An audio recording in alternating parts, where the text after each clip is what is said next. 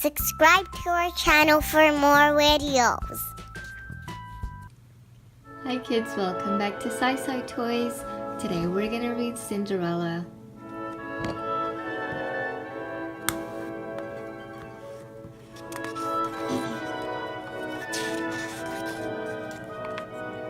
Once upon a time, there was a girl named Cinderella.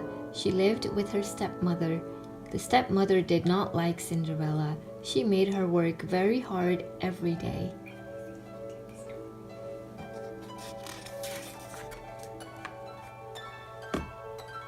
Cinderella had two stepsisters. Their names were Drizella and Anastasia. The stepsisters never had to work. They just pranced around the house in their fancy dresses. And they always made fun of Cinderella because her dress was so plain.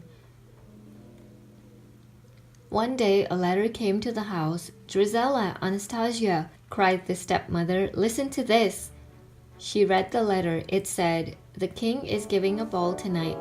His son, the prince, will choose a wife. Every girl in the kingdom must be there."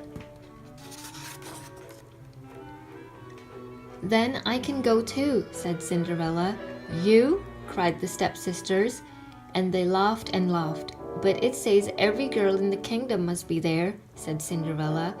The stepmother smiled and said, "Of course you may go, Cinderella. You may go if you do your work first and if you have a dress to wear." "Oh, thank you," said Cinderella. She ran up to her room. Some mice lived in Cinderella's room. They were Cinderella's friends.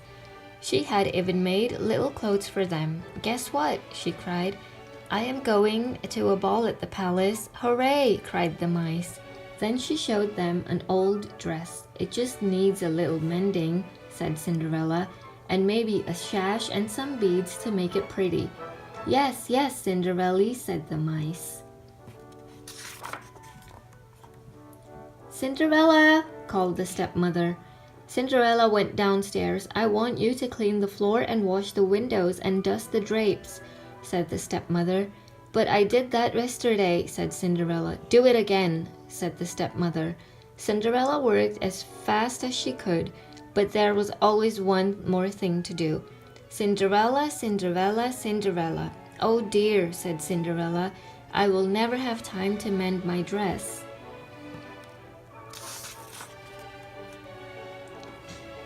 "They make Cinderella work, work, work," said a fat mouse named Gus. "She will have no time to fix her dress," said a skinny mouse named Jaq. "We can do it," cried the mice. "We can fix Cinderella's dress." Gus and Jaq sneaked into a big room. The stepsisters were dressing for the ball. "I hate this old sash," said Drizella, and she threw it down.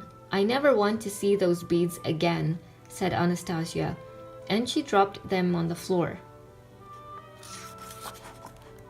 Jaq grabbed the sash.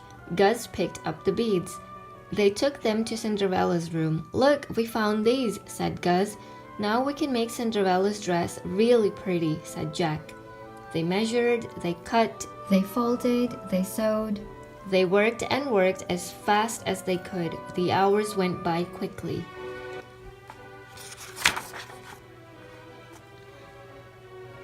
Cinderella had to help the stepsisters with their dresses. When she was done, the stepmother said, "It is time to go to the ball, girls. Are you ready, Cinderella?" "No," said Cinderella sadly. "I did not have any time to fix my dress." "Too bad," said the stepsisters. "You must learn to work faster," said the stepmother. They watched Cinderella go up to her room. When Cinderella opened the door, she saw something wonderful. Her dress was ready. "Surprise!" cried the mice. "It is the prettiest dress I have ever seen," said Cinderella, and she put it on. Cinderella ran down the stairs. "Wait!" she called. "I can go now. I have a dress."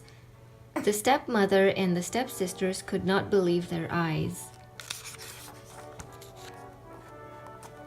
"My sash!" cried Drizella. "My beads!" cried Anastasia. They ripped off the sash and pulled off the beads. Cinderella's dress was ruined. "Come along, girls," said the stepmother. the prince is waiting for you." And off they went to the palace. Cinderella was left behind. Cinderella ran into the garden. The mice ran after her.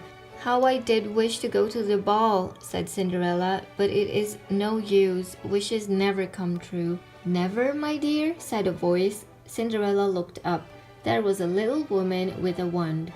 "I am your fairy godmother," she said. "I am here to give you your wish."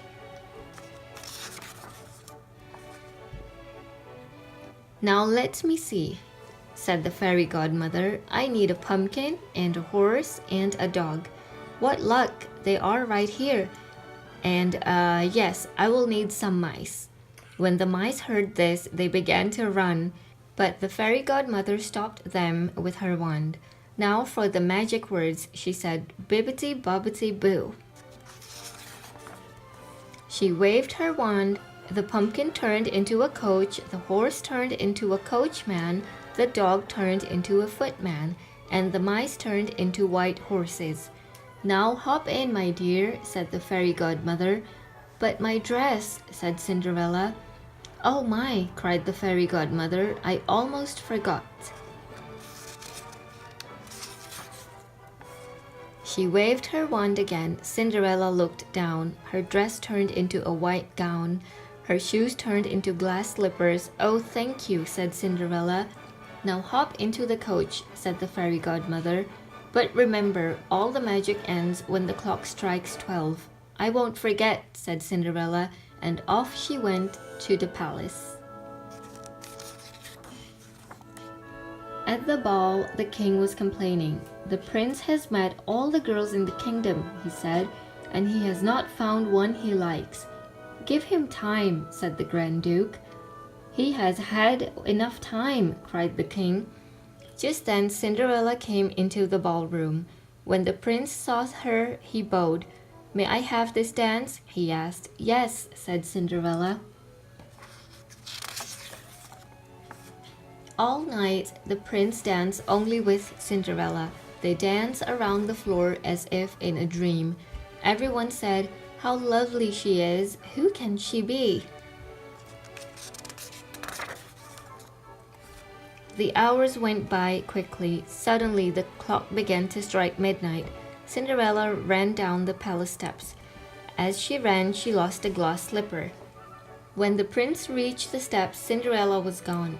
He picked up the tiny glass slipper. "The girl who wore the slipper is the girl I want to marry," said the prince. He told the Grand Duke to find her. Even before Cinderella was home, the magic ended. The coach turned back into a pumpkin, the coachman turned back into a horse, the footman turned back into a dog, and there were Cinderella and the mice just as before. The next day, the Grand Duke took the glass slipper to every house in the kingdom. At last, he came to the house where Cinderella lived. Cinderella was up in her room. First, Rosella tried the slipper. Her foot was much too long. Then Anastasia tried the slipper. Her foot was much too wide. "Are there any other girls in this house?" asked the Grand Duke. "No," said the stepmother. Just then Cinderella came downstairs. "Who is this?" asked the Grand Duke. "She is only the maid," said the stepmother. "I don't care," said the Grand Duke. "She too must try the slipper. It fit perfectly."